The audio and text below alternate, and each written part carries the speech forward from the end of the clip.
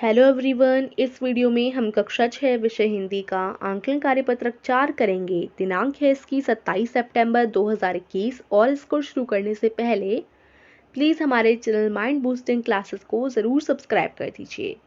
तो निम्नलिखित गद्यांश को पढ़कर नीचे पूछे गए प्रश्नों के उत्तर निर्देश अनुसार लिखिए। प्रश्न संख्या 1 से 4 तक प्रत्येक के लिए 1 अंक है। प्रश्न संख्या 5 से 6 तक प्रत्येक के लिए 2 अंक हैं एवं प्रश्न संख्या 7 से 10 तक प्रत्येक के लिए 3 अंक हैं। ठीक है, तो कुल मिलाकर आपके 10 क्वेश्चन इसमें पूछे जाएंगे। सबसे पहले हम लोग गद्यांश पढ़ेंगे, फिर निम्नलिखित प्रश्नों के उत्तर करेंगे। आपका आंकलन कार्यपत्रक है तो प्रयास कीजिए कि आप खुद से करें। केशव के घर कार्निस के ऊपर एक चिड़िया ने अंडे दिए थे। केशव और उसकी बहन श्यामा दोनों बड़े ध्यान से चिड़िया को वहां आते जाते देखा करते। सवेरे दोनों आंखें मलते कार्निस के सामने पहुंच जाते और चिड़िया दोनों को वहां बैठा पाते। उनको देखने में दोनों बच्चों को न मालूम क्या मजा मिलता। दूध और जलेबी की सुध भी न रहती थी। दोनों के दिल में तरह तरह के सवाल उठते। अंडे कितने बड़े होंगे, किस रंग के होंगे, कितने होंगे, क्या खाते होंगे, उनमें से बच्चे किस तरह निकल आएंगे, बच्चों के पर कैसे निकलेंगे, घोंसला कैसा है। लेकिन इन बातों का जवाब देने वाला कोई नहीं। ना अम्मा को घर के काम धंधों से फुर्सत थी, ना बाबूजी को पढ़ने लिखने से। दोनों बच्चे आपस में ही सवाल जवाब करके अपने दिल को तसल्ली दे लिया करते थे।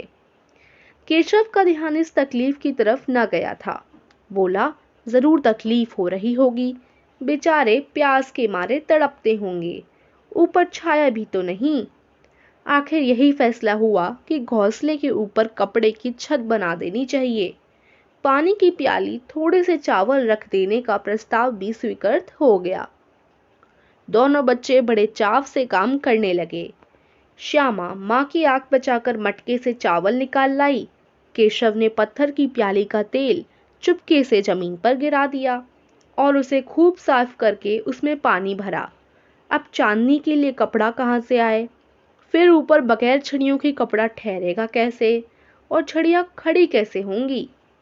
केशव बड़ी देर तक इसी उधेड़बुन में रहा। आखिरकार उसने यह मुश्किल भी हल कर दी। श्यामा से बोला, जाकर कूड़ा फेंकने वाली टोकरी उठा लाओ, अम्मा जी को मत दिखाना। ठीक है, तो ये पूरा आपका गद्यांश है। ये पूरा का पूरा गद्यांश हम लोग अपनी वर्कशीट में पढ़ चुके हैं और जो प्रश्न उत्तर है वो भी वर्कशीट में से ही आएंगे, यानी आसान ही आएंगे।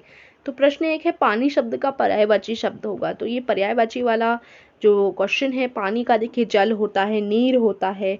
आप जल भी लिख सकते हैं, जल ना लिख के नीर भी लिख सकते हैं। ठीक है, और जो भी आप लिखना चाहें वो इन दोनों में से लिख सकते हैं। उसके बाद है सेकंड प्रश्न। वैसे तो यहाँ एक ही पूछा गया है, ऐसा तो मेंशन नहीं किया गया कि 2 बताइए या 3 बताइए।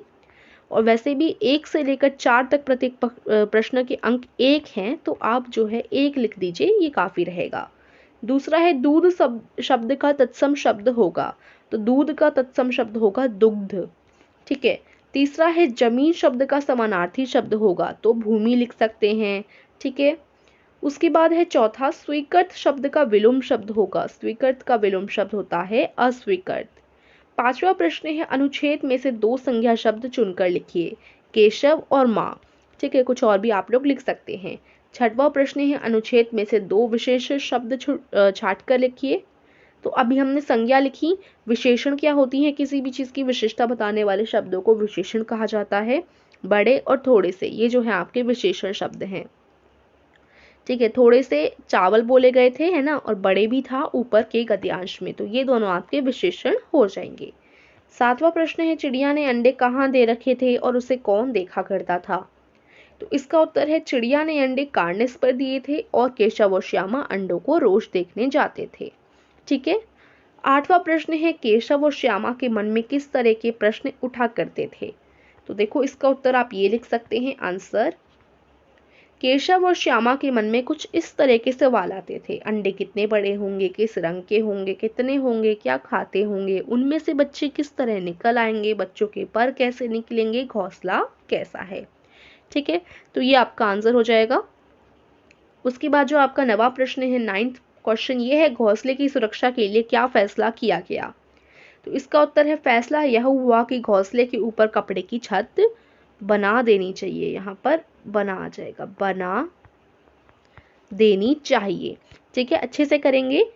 यहाँ ऐसे भी लिख सकते हैं, घोंसले की सुरक्षा के लिए फैसला यह हुआ कि घोंसले के ऊपर कपड़े की छत बना देनी चाहिए। यानी ये जो है यहाँ तक आप लोग जोड़ सकते हैं, घोंसले की सुरक्षा के लिए फैसला यह हुआ कि घोंसले के ऊपर कपड़े की छत बना देनी चाहिए।